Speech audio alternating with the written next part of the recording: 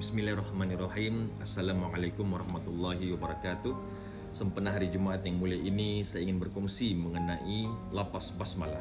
Lafaz basmalah merujuk kepada lafaz Bismillahirrahmanirrahim dalam bahasa Melayu yang bermaksud dengan nama Allah yang Maha Pemurah lagi Maha Penyayang. Apa yang perlu kita faham ketika mana kita menyebut lafaz basmalah ini ialah kita menghubungkan perbuatan ataupun aktiviti ataupun amalan kita pada waktu itu dengan lafaz Bismillahirrahmanirrahim. Sebagai contoh, kita buka pintu, kita sebut Bismillahirrahmanirrahim. Maksud yang kita faham ialah saya buka pintu ini dengan nama Allah Ar-Rahman Ar-Rahim. Saya tutup pintu pun sama, tertutup pintu sebut Bismillahirrahmanirrahim. Yang kita faham ialah saya tutup pintu ini dengan nama Allah Ar-Rahman Ar-Rahim. Dan apa saja aktiviti kita atau perbuatan kita, berdiri, duduk, berjalan, memandu, berjoging, berlari, menulis, belajar, membaca, makan, minum, apa sahaja perbuatan kita, ketika mana kita menyebut Bismillahirrahmanirrahim, yang kita faham ialah saya melakukan ini dengan nama Allah Ar-Rahman Ar-Rahim. Inilah maksud yang kita perlu faham ketika mana kita sebut Bismillahirrahmanirrahim.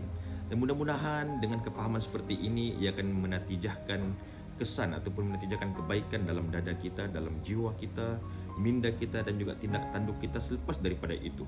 Sudah tentu setiap perbuatan ataupun amalan yang kita mulakan dengan nama Allah Ar-Rahman Ar-Rahim itu, ia akan menatijahkan keberkatan dan juga rahmat Allah Subhanahu wa taala. Dan ini juga merupakan maksud yang dijelaskan oleh imam-imam tafsir. Sekiranya kita buka tafsir Al-Quranil Azim yang ditulis oleh Al-Imam Ibn Katsir rahimahullah pun menyebut benda yang sama, di mana sebelum lafaz bismillah itu terdapatnya sesuatu yang digugurkan, yaitu fi'il. Dalam konteks ilmu nahwu dia ada perbincangannya lah, ada ta'alluq mahdzuf kerana ada bi di situ. Tetapi itu saya tidak mau bahas panjang-panjang kerana ia agak kompleks untuk dipahami. Cuma apa yang perlu kita faham ialah yang digugurkan itu ialah lafaz fi'il ataupun perbuatan kita pada waktu itu, di mana kita hendaklah menghubungkan perbuatan kita dengan lafaz bismillah. Sebagai contoh untuk bagi mudah faham lagi, sekiranya dalam bahasa Melayu saya menyebut dengan sebatang pen berwarna biru, kemudian saya berhenti, saya letak nokta, adakah ayat itu dipahami? Sudah tentu tidak. Dengan sebatang pen berwarna biru, so what? Tetapi kiranya saya menulis dengan sebatang pen berwarna biru, nokta, kita paham. Demikian juga dengan nama Allah, apa dia? Tetapi sekiranya kita memulakan, maksudnya saya menulis dengan nama Allah Ar-Rahman Ar-Rahim, kita faham. Maksudnya di situ kita perlu menghubungkan perbuatan kita dengan nama Allah untuk menyempurnakan perbuatan tersebut dengan bantuan nama Allah Subhanahu wa taala. Ini disebut dalam kitab-kitab tafsir di mana mereka mengandaikan perkataan sebelum bismillah itu ialah abtadi'u. Maksudnya saya memulakan dengan nama Allah. Maksudnya saya memulakan aktiviti perbuatan ini atau saya memulakan amalan ini dengan nama Allah Ar-Rahman Ar-Rahim. Sebagiannya juga menyebut abtadi'u hadzal amal musta'inan bismillahirrahmanirrahim.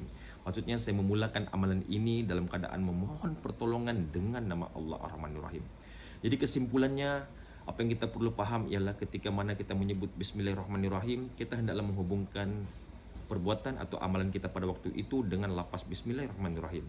Yang kedua, kita juga memulakan setiap perbuatan kita itu dalam keadaan kita meminta pertolongan. Demikian juga antara makna bismillah, maksudnya dengan pertolongan nama Allah Subhanahu wa taala, sebagaimana disebut oleh sebahagian mufassir, ahli tafsir. Jadi itulah makna yang perlu kita faham. Cuma mereka juga berbincang, adakah perbuatan itu perlu didahulukan ataupun perlu dahulukan nama Allah. Maksudnya di sini, adakah dengan nama yang kita faham, adakah dengan nama Allah saya menulis ataupun saya menulis dengan nama Allah? Boleh fahamkah? Maksudnya para ulama berbincang, adakah kita mendahulukan perbuatan itu baru menyebut bismillah ataupun bismillah baru kita buat? Fahamkah? Maksudnya kita memulakan suatu perbuatan ataupun menyebut bismillah dulu baru kita mulakan perbuatan tersebut. Tetapi tidak apalah, itu perbincangan di kalangan para ilmuwan. Yang penting kita faham, kita menghubungkan perbuatan atau amalan tersebut, apa saja aktiviti kita hubungkan dengan nama Allah Ar-Rahman Ar-Rahim. Jadi mudah-mudahan ada manfaat sedikit sebanyak, dan apa yang baik itu daripada Allah Subhanahu wa taala, apa yang kurang itu daripada diri saya sendiri. Wabillahi taufik wal hidayah. Wassalamualaikum warahmatullahi wabarakatuh.